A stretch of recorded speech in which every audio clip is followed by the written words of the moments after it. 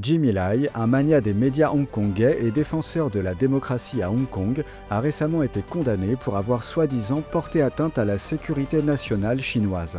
NTD a interviewé France Rui, une membre du Comité pour la liberté à Hong Kong. Elle fait partie des expatriés ciblés pour avoir défendu la liberté dans la ville. Merci d'être là, France. Une personne de votre fondation décrit cette affaire comme un acte de subversion juridique. Que signifie cette condamnation pour Hong Kong ? Tout d'abord, le procès a été jugé par 3 juges triés sur le volet sans jury. Et ces juges ont été nommés par Pékin. Pendant le procès, Jimmy Lai s'est vu demander à plusieurs reprises de ne pas parler de ses opinions politiques. Les documents relatifs au verdict et au jugement semblent faire environ 800 pages. Je n'avais jamais vu un jugement aussi long émanant d'un tribunal de Hong Kong. Dans l'ensemble de ce jugement, on voit qu'il s'efforce de présenter Jimmy Lai comme le cerveau du mouvement, comme s'il avait coordonné tout ce qui se passait derrière ce mouvement qui a rassemblé des millions de personnes. Mais ils n'y sont pas parvenus. Si vous analysez le jugement, rien de cela n'y figure. Il n'y a pas de sédition et rien ne montre une collusion avec des forces étrangères. Il est uniquement poursuivi parce qu'il a parlé à des politiciens étrangers et publié des articles critiques qui expriment peut-être des opinions pro-démocratiques contraires à celles de Pékin et qui semblent menacer Pékin. Je pense que beaucoup de Hongkongais savaient que ce verdict allait être rendu. Ils savaient quelle en serait l'issue. Mais après 5 ans d'attente, nous avons finalement une conclusion. Et je pense que beaucoup se demandent maintenant quelle sera la durée de la peine infligée à Jimmy Lai. Les gens s'inquiètent pour sa santé et son âge.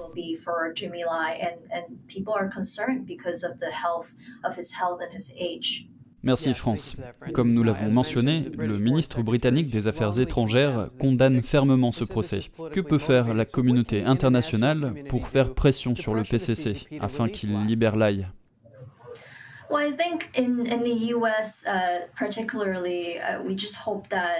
Eh bien, nous espérons qu'aux États-Unis en particulier, les membres du Congrès continueront à mettre cette question en avant, mais aussi qu'ils accéléreront l'adoption de nombreuses lois liées à Hong Kong, notamment en examinant les bureaux du gouvernement de Hong Kong aux États-Unis et en se penchant sur leurs privilèges dans ce pays.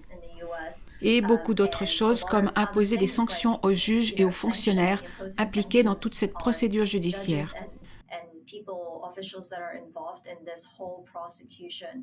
Je pense que le Royaume-Uni pourrait également suivre cette approche.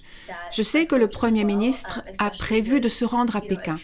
La libération de Jimmy Lai pourrait être la condition pour que ce voyage puisse avoir lieu.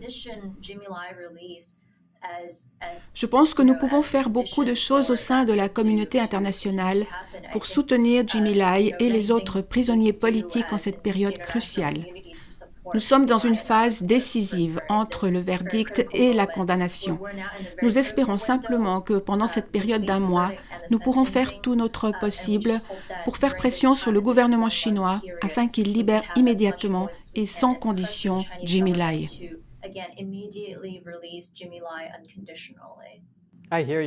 Pour replacer les choses dans leur contexte, Lai a été arrêté il y a plus de 5 ans. Il est en prison depuis plus de 1800 jours, majoritairement en isolement.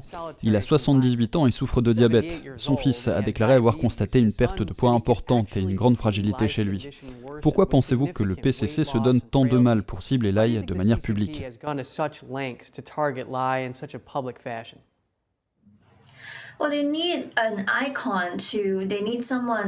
Ils ont besoin de faire un exemple pour montrer que personne ne peut tenir une telle position. On peut diriger une entreprise à Hong Kong. On peut avoir un journal, mais on ne peut pas le faire de manière libre comme Jimmy Lai.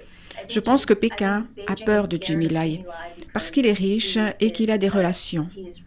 Et il a une puissante histoire à raconter qui trouve un écho auprès de nombreuses personnes à l'étranger. Merci pour votre éclairage.